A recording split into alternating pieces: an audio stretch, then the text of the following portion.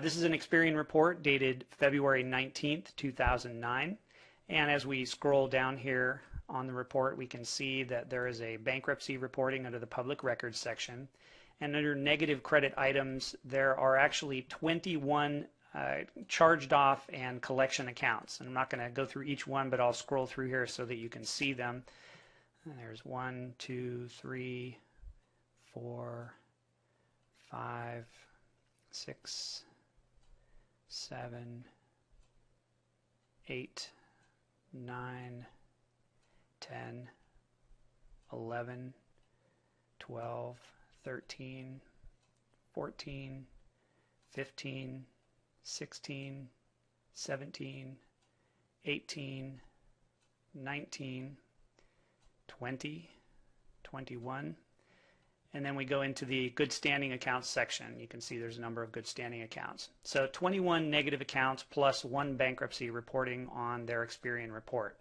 Now again, let me show you, this report is dated February 19th, 2009. Now we're going to switch over to a more recent report that was just pulled after 1 disputing round. This report is dated April 14th, 2009. So you can see basically 2 months later after the first report. And as we scroll down, you can see the bankruptcy is still remaining. And under negative credit items, we now have 1, 2, 3, 4, 5, 6, 7, 8, 9, 10.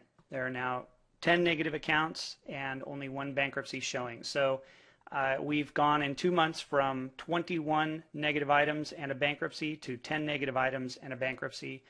Literally removed half the negative items off the credit reports in 1 disputing round in 2 months. Again, it could have actually happened faster, but the client neglected to open their mail for approximately 2 weeks as it sat there in their inbox. Anyway, just again wanted to share some results. Thanks.